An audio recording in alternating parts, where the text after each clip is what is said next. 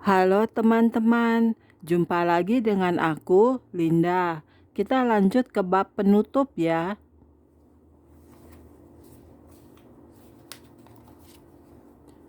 Oke, mari kita mulai. Ketahuilah, gerakan terakhir yang menentukan. Ketahuilah, inilah waktu yang istimewa. Inilah gerakan Allah yang terakhir dan menentukan. Gerakan Allah berikut ini akan merupakan sebuah badai roh. Alam kemuliaan, awan kemuliaan Allah akan berarak masuk. Halilintar Allah, seperti yang disebutkan oleh John G. Lake, akan menyambar. Hujan, awan, dan akhir akan turun pada saat yang bersamaan, dan angin serta guruh dari Allah akan terdengar. Itulah suatu badai dalam roh, dan itu akan terjadi. Anda akan nantikan dan saksikan saja kehadirannya. Mereka yang bimbang akan dihanyutkan.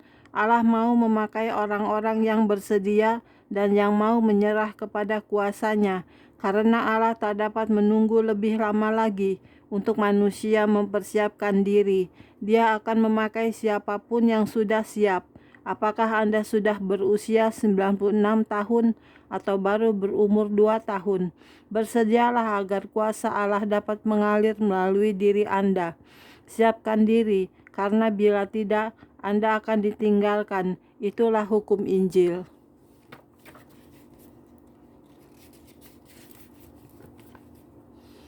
Dunia kegerejaan sedang menghadapi masa peralihan sekarang. Kita sedang memindahkan persneling untuk menambah kecepatan. Kita akan melihat lebih banyak hal-hal yang bersifat mujizat. Malah sebenarnya, mujizat-mujizat yang akan kita saksikan dalam gerakan berikut ini akan tampak hampir tak dapat dipercaya. Kesembuhan-kesembuhan terjadi berangsur-angsur, dan mujizat-mujizat terjadi secara mendadak. Kita telah melihat banyak kesembuhan, dan kesembuhan itu penting, tapi masih tetap akan ada kesembuhan. Tetapi kita akan melihat lebih banyak mujizat. Mata yang buta dicelikkan, kaki lumpuh dapat berjalan, kaki yang hilang dipulihkan dengan segera. Harinya akan tiba dalam kegerakan Allah berikut ini, bahwa setiap orang dalam suatu kebaktian akan disembuhkan dengan segera secara mendadak. Gerakan gereja berikut ini akan merupakan peragaan kuasa Allah, dan itu akan tiba di antara kaum muda terlebih dahulu. Jubah-jubah akan berjatuhan. Satu hal yang akan mulai terjadi ialah bahwa jubah-jubah para tokoh dan nabi akan jatuh pada perorangan yang dapat menangani tanggung jawab mereka. Jubah-jubah Yeremia, Yesaya, dan tokoh perjanjian baru, dan bahkan sepanjang sejarah, akan mulai berjatuhan ke atas banyak orang, dan orang-orang ini akan bekerja dalam kuasa dari jubah para tokoh lain itu dan jubahnya sendiri. Namun tidak setiap orang akan mendapat jubah. Hendaklah hal ini dipahami. Allah telah menyediakan jubah-jubah untuk akhir zaman ini, karena ini akan menjadi pencurahan terbesar dari Roh Kudus yang pernah dilihat dunia. Jubah-jubah itu sudah disediakan untuk waktu ini, karena jubah-jubah itu menjadi semakin lemah jika diteruskan melintasi segala zaman. Semua rahasia Allah yang ada di sekitar kita sedang menunggu untuk ditemukan. Mulailah melakukan penjelajahan dan percobaan rohani untuk memahami cara rahasia Allah itu bekerja. Peragaan roh Allah akan datang di tengah kaum muda lebih dahulu, karena kami, kaum muda, menyangkutkan keberanian dan kekeras kepalaan kami kepada Allah Bapa. Dia menyukai hal itu. Dia dapat memanfaatkannya dengan cara yang baik. Kami akan memanfaatkannya untuk kerajaan Allah, dan kami akan menghancurkan kerajaan kegelapan. Dan Anda para pejuang roh akan menjadi pendukung kami dalam doa. Saya belum pernah melihat sedemikian banyak kuasa Allah diperagakan seperti sekarang.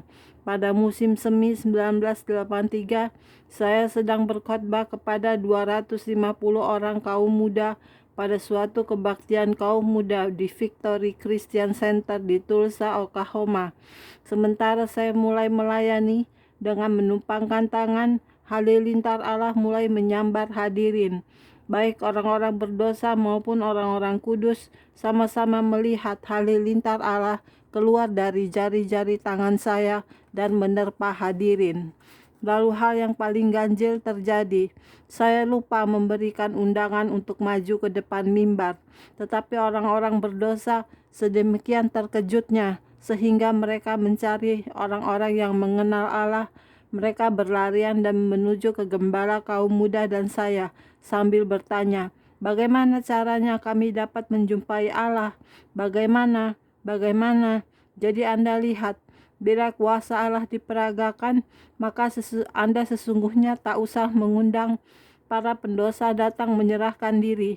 Mereka sendirilah yang akan datang memburu Anda. Kuasa Allah sedemikian kuatnya di sana, sehingga orang-orang yang berdiri sekitar 2 meter dari podium mulai berjatuhan, sekalipun mereka yang dengan sadar menolaknya. Kaum muda yang tak mau menangis di depan orang tua mereka mulai menangis di hadapan seluruh hadirin.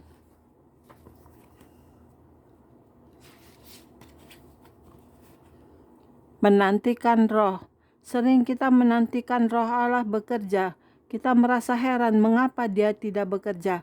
Namun hal itu tidak benar. Roh Allah selalu bekerja. Dia senantiasa bekerja. Dia senantiasa bekerja. Kita menantikan karunia-karunia roh bekerja. Tidak, karunia-karunia itu sudah bekerja. Masalahnya ialah kita belum masuk ke alam tempat semua karunia itu berada. Bila Anda masuk ke dalam alam roh, tanda-tanda ajaib dan mujizat-mujizat akan mengiringi Anda. Anda akan menjadi kebal mati rasa terhadap dunia ini dan kecaman manusia. Segala hal yang mempesonakan tubuh lahiria Anda akan lenyap, dan segala sesuatu akan selaras dengan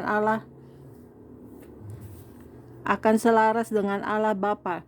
Tubuh ini bukanlah diri Anda. Anda adalah roh. Anda tinggal dalam sebuah tubuh.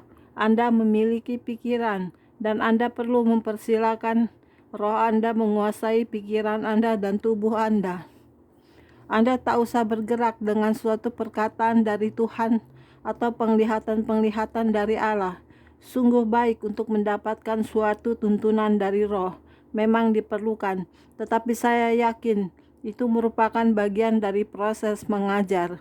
Saya merindukan datangnya hari ketika saya akan sedemikian selaras dengan Allah, sehingga dia hanya cukup berpikir dan saya akan tahu hal yang harus dilakukan.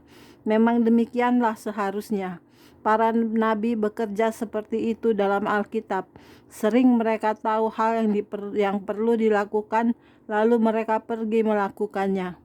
Misalnya Elia membangkitkan anak lelaki kecil dari kematian. Dia tak mendapat penglihatan, tanda atau keajaiban dari Tuhan.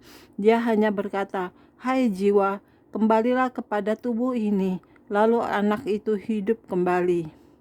Kita perlu menjadi demikian, cukup dekat dengan Allah sehingga ketika dia berpikir, kita tahu apa hal yang harus kita lakukan tanpa dia harus memberitahukannya kepada kita. Pergilah berdoa untuk orang itu. Pergilah lakukan hal ini.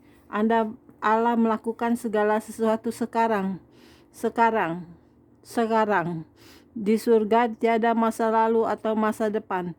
Segala sesuatu ada dalam waktu sekarang. Sekaranglah harinya. Sekaranglah Anda disembuhkan. Sekarang, dan sekarang. Kita sudah terbiasa dengan alam dan waktu ini. Namun bila kita memasuki alam roh dan hidup di sana yang memang merupakan tempat kita, maka kita akan berjalan menurut waktu Allah. Kita akan berjalan dalam waktu sekarang. Agar gerakan Allah yang berikut ini berhasil, kita harus sampai ke tahap itu. Itulah berhubungan dengan Allah, berjalan dan bercakap dengan Allah sebagai seorang teman. Jika Anda belum mengenal Allah sebagai seorang teman, Anda dapat mengalaminya.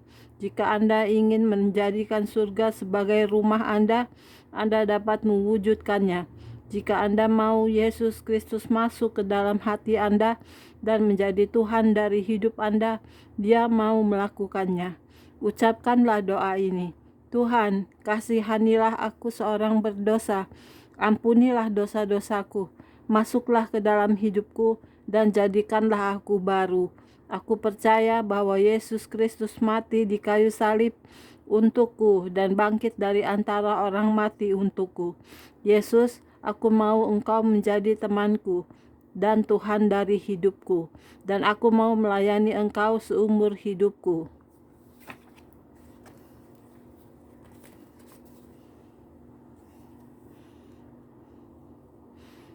Oke, demikianlah akhir dari buku ini. Kita lanjut ke buku baru berikutnya. Terima kasih ya. Jangan lupa subscribe. Tuhan berkati kita semua.